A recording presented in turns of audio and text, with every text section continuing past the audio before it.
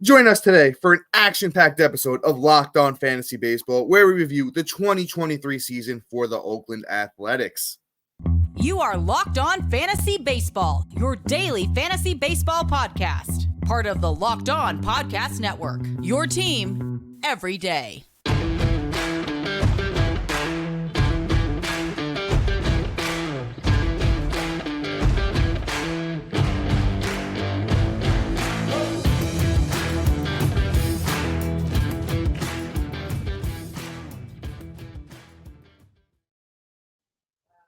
Hello, fantasy baseball fanatics, and welcome to the Locked On Fantasy Baseball podcast, brought to you by the Locked On Sports Network, your team every day. As always, we're your number one source of fantasy baseball knowledge, and thank you for making us your first listen each and every day.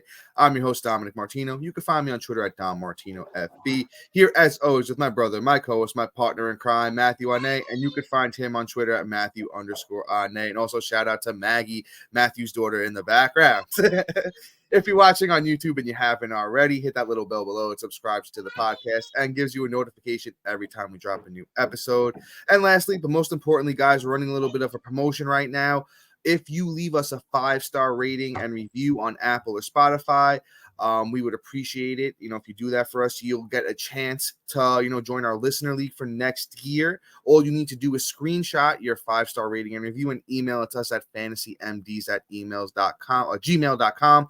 Also, you could even just DM it to us on Twitter or Instagram, wherever, it's easiest for you to do. We would truly appreciate it. But guys, we have a fully loaded episode for you today. As always, let us be your team secret weapon as we go over the season for the Oakland Athletics, the worst team in all of baseball. They finished with the worst record in all of MLB. But let's talk about their players, the good, the bad, the ugly. Matt, who do we got up first? Okay, well, there's going to be a lot of ugly and one maybe I would say crack in the rocks of the rubble of light. Well, no, there's about two. And it's the first you guys are going to talk about. I'll talk about Mr. Steal Your Girl Wannabe, and that's Mr. Esteury Ruiz. Second most stolen bases in baseball right now with 67 stolen bases.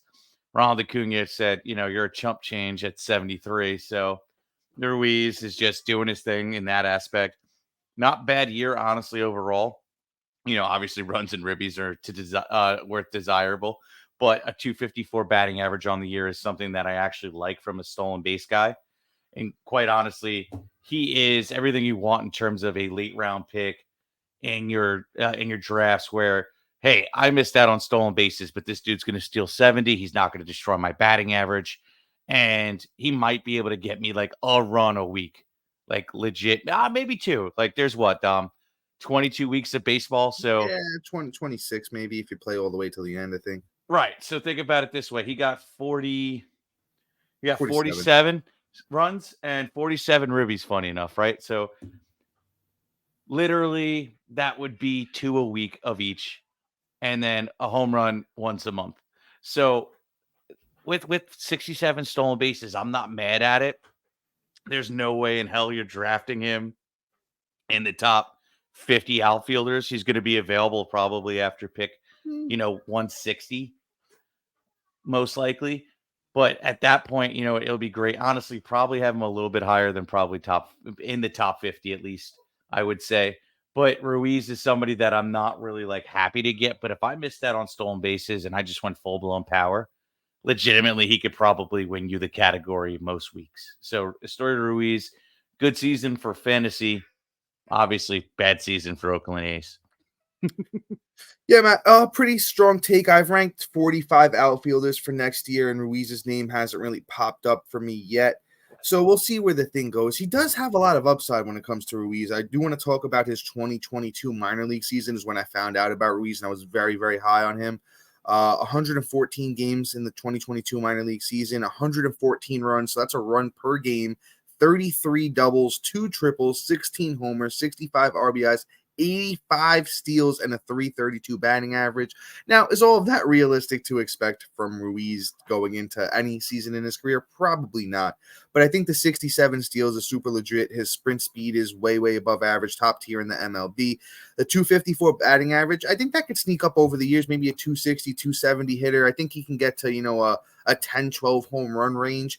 And the rest, this depends if he stays on Oakland, the runs and the RBIs. If he stays on Oakland, probably not going to be great for the next few years. If he winds up getting moved again, he's already been traded 3 times in his career. So maybe Ruiz, gets onto a different team where those stats can be a little bit better when it comes to the counting stats.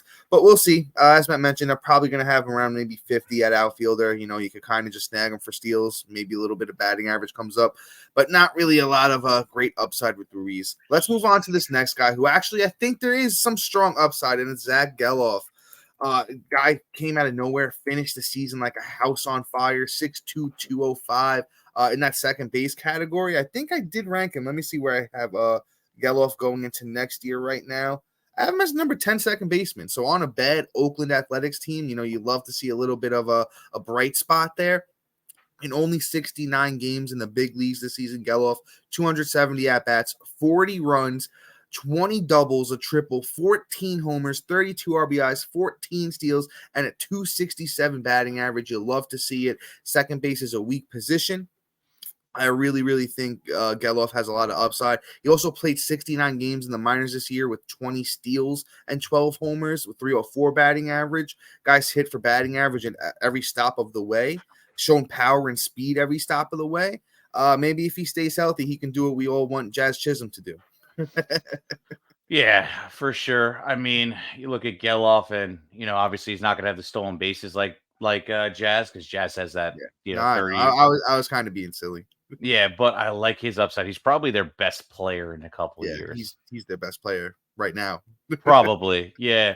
I mean, quite honestly, like you said with Ruiz, there's upside for him as well, especially if Gelof and they can get somebody else up in the lineup. It's a joke. I think the next guy that we're going to talk about probably has the most ribbies on the team for the season. But I like Gelof a lot. Honestly, his realistic ceiling would be a Brandon Lowe healthy for a full season with 20 stolen bases on top of that. So I like Gelof a lot just for that. And it's interesting that it's going to come out of the second base position out of all, because he's not a prototypical stolen base. A prototypical second base. Usually second base is like, 30 stolen bases and, no home runs, or like, 15 to 20 with like high runs and low ribs. But Gelof just, could be a 5 category contributor. It's going to be interesting when I finally do my second base rankings. I kind of want to say I'm going to have him somewhat decent in like my top 12 to 15 range, with upside for him being like a almost sleeper pick for next year. I like Gelof a lot. Let's move on. Let's talk about the guy I teased a little bit, and that's Brent Rooker. Rooker, I don't know if he's even going to be with the team next year. His contract's done. He was on a minimum contract of $750,000. Oh, he's going to get paid though. Wherever he goes, he's going to get some money. He had a good season. Don't get me wrong. He did. But especially for playing for the Oakland A's with not a lot of opportunity for runs and ribbies. He's still only 28 too, but he's a journeyman. He's been on Minnesota. He's been on the Padres. He's been on the Royals. Now Oakland A's. Like, he hasn't really produced well enough, I guess, to really land a landing spot long term. Now, Rooker did have a nice year. Like, quite honestly, 463 at bats, 61 runs, 20 doubles, a triple, 30 bombs, which is really nice, 69 ribs, 4 stolen bases, and batted .246.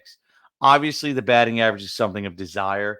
Rooker, I wish, would hit, a little bit higher in like the 250s.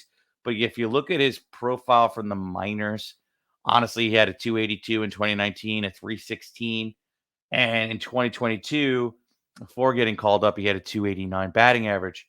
So Rooker might have that next tier of level of where he could hit for average. We'll see. I want to see where the landing spot is first. If he's back on the A's, he's going to be Mr. Irrelevant. In all honesty, outside of like home runs, he's a late round pick for like home runs, and possibly, hey, if the A's get better, then there's some upside. He's like a dart throw. But if he lands on, let's see here, the Rangers, which could always use a player like him, this one's a little Astros, Dodgers, just any of those good teams. Yeah, shoot, even if he lands on the White Sox, he could probably contribute and get a little bit more around him, just because of the players that are there between Tim Anderson, Eloy, and obviously Roberts. But before we move on and we continue this ugly name and list of people, Dom has somebody we need to talk about. Today's episode is sponsored by the clothing company Bird Dogs. Looking for clothes that redefine comfort and style? Look no further than Bird Dogs.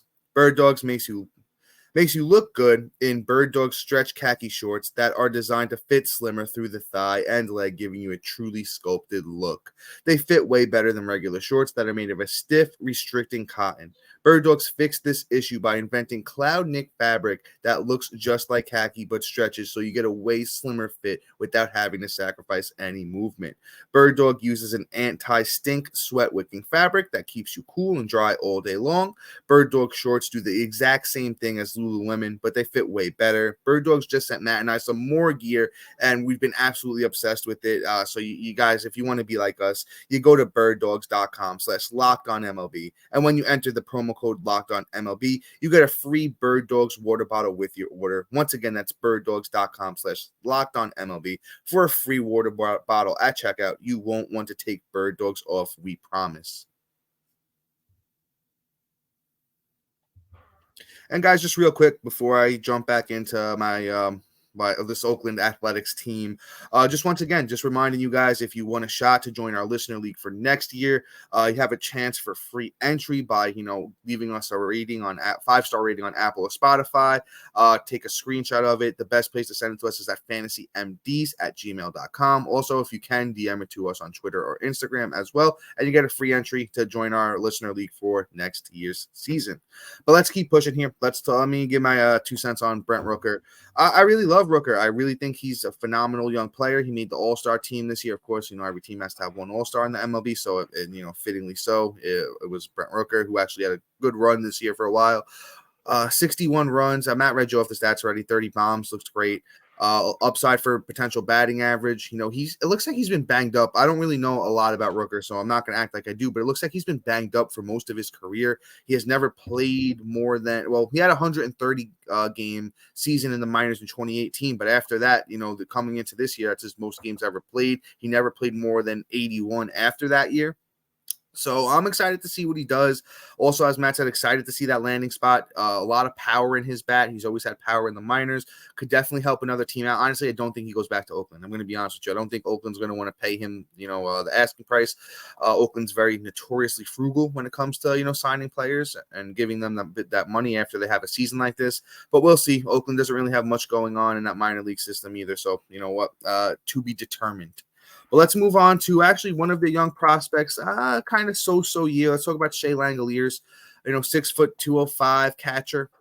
He played 135 games for Oakland this year, 448 at-bats, 52 runs, 19 doubles, 4 triples, 22 homers, 63 RBIs, 205 batting average is what really killed you. If Langoliers could get that batting average up to a respectable 240, 250, that's top 10-ish catcher, to be honest with you. He's hit for decent average in the minors, 283, 256, 255. So it's not out of the question. Where do I have Langoliers going into next year? At catcher, 22. So kind of more of a 2-catcher league kind of guy.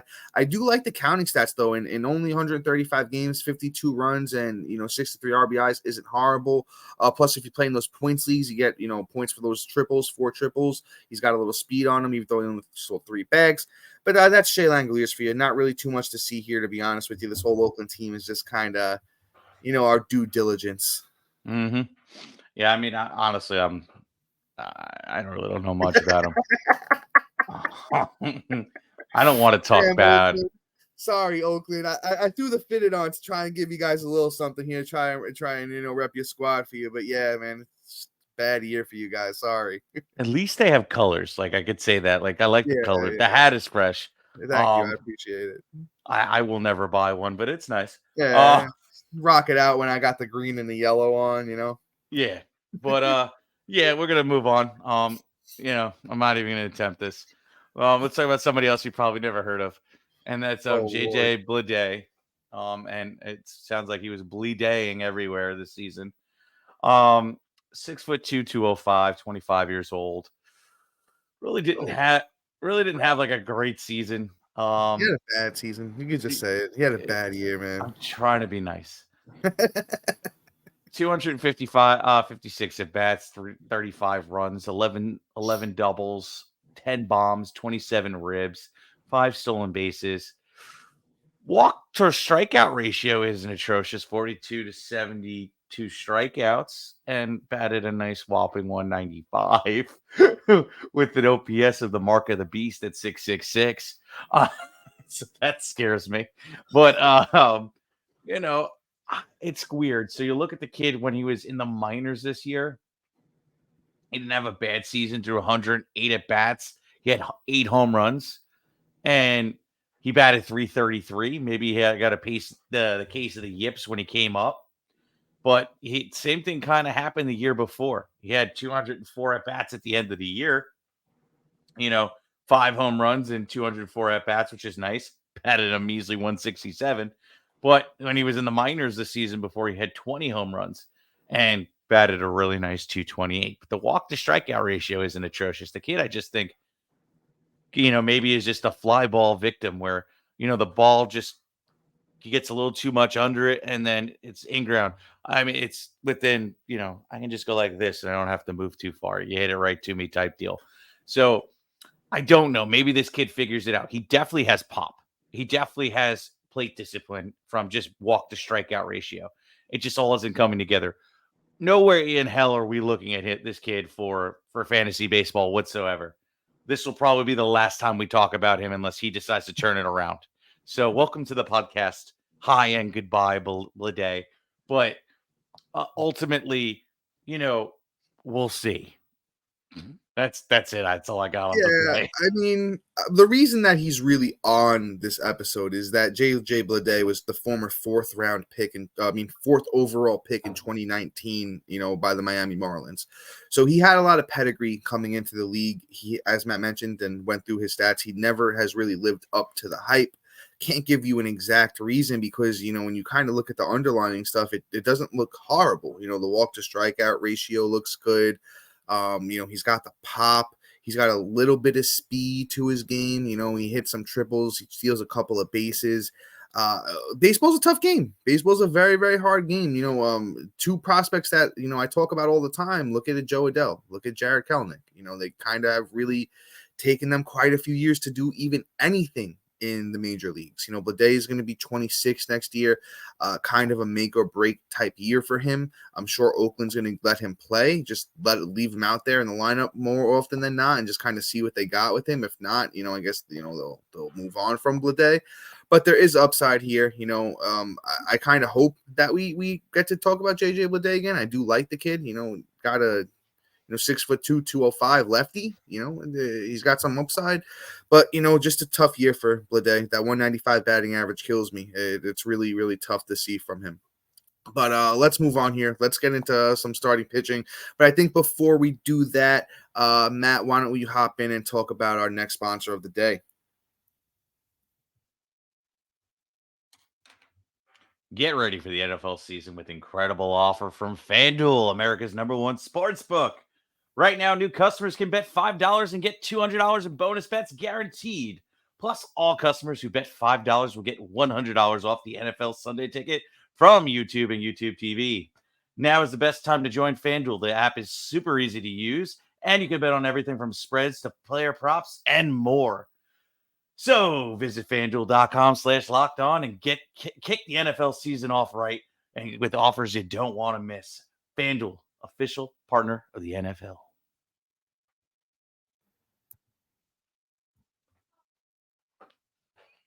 That was the most enthusiastic ad read you've ever heard. Very good. Very good, my brother. I feel like I just did a car commercial. Yeah, only at Barbera's. For you guys on the ad free. I honestly, I'm not to toot my own horn to just say, hey, go listen, get us paid, but you should go listen to it. It's pretty comical. Yeah, but Matt's been knocking down those ad reads. If you guys have been with us since the beginning, since the Fantasy MD days, you know that Matt has shown huge improvement in the ad read. My reading level now is probably about 3rd grade. And guys, that's vast improvement. That's vast improvement. Don't get me started on my spelling. But anyway, Yeah, maybe we'll do a Matt's spelled names in the past type episode because we got some. We'll get our buddy JP on for that one. We got a few bangers. yeah. But all right, Dom, you want to talk about Mr. Yeah, I appreciate it. You throwing it my way. It's one of my boys. I'm very high on him. It's Mason Miller. Honestly, another very small bright spot in the dark season of the Oakland Athletics. But Mason Miller, man, the kid is very, very talented. He throws 102. His breaking stuff is not bad either.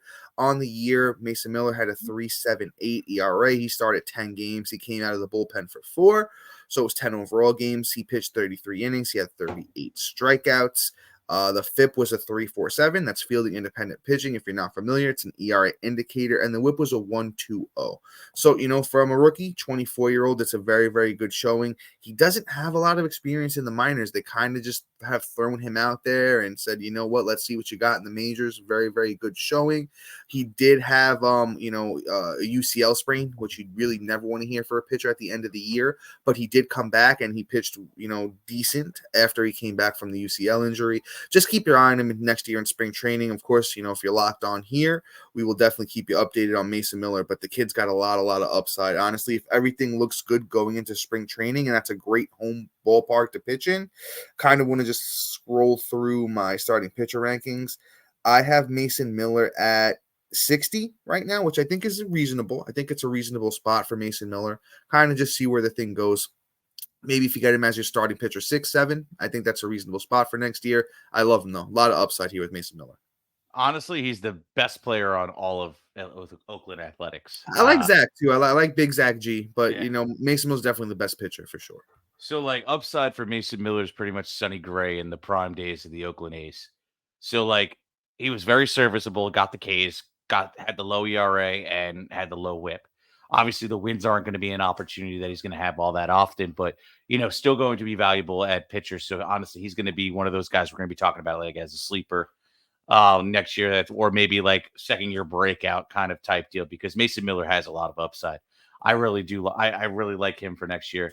Again, I mean, if I get him as my pitcher 7, I'm walking away smiling and grinning and, pretty much, doing the full-blown, T-shirt gun, passing it out like I just hit the lottery, break out the Roman candles because, it's going to be a great pick.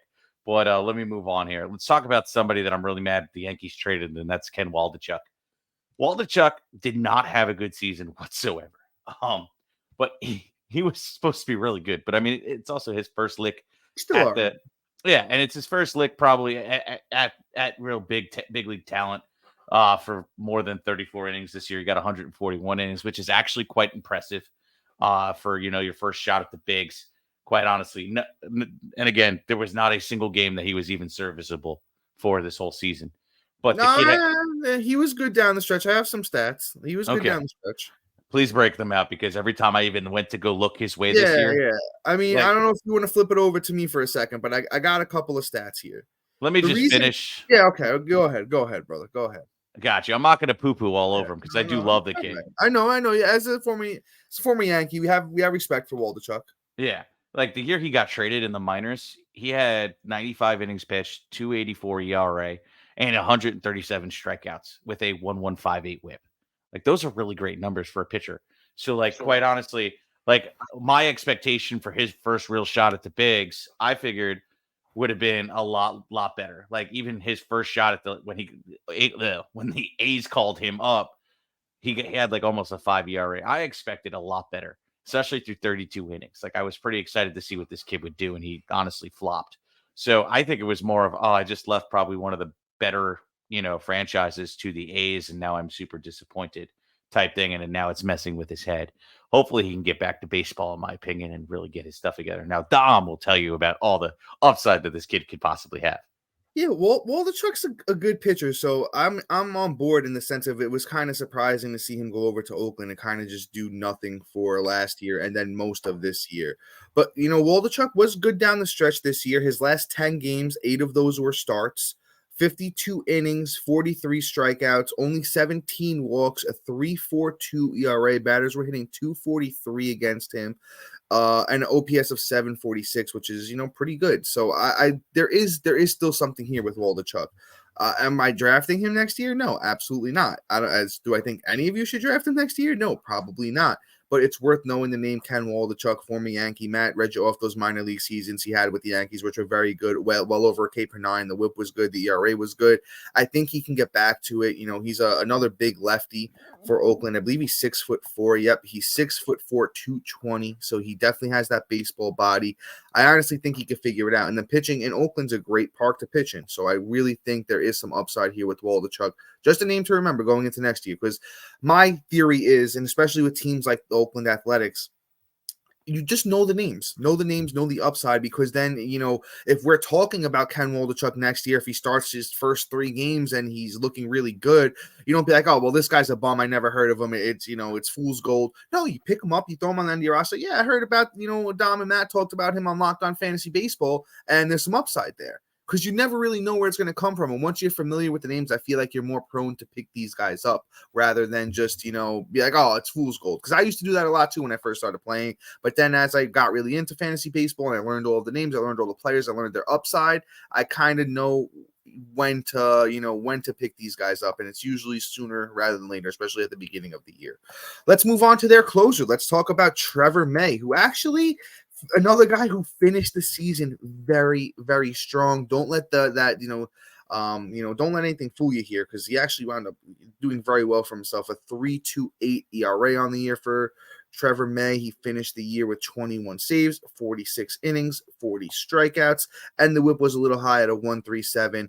But I really liked what Trevor May did down the stretch. Honestly, if you picked him up for this last month or so, you really, really won out, because most of the damage that he did, the good damage that he did, was towards the end of the season here. I am just trying to pull up that game log just to really run you guys down how good he was. And even if we just do August and September, right? Yeah, let's do August and September. He only gave up 3 runs total through his last 19 games, which was good for a 1.42 ERA. 2.06 was what batters hit against him. That whip was well under 1. I mean, there's upside here. Oakland's the games they do win going to be close. So I really like Trevor May. Oh yeah, Trevor May was somebody we were touting to add all year. I really think that he put himself in a position to be successful.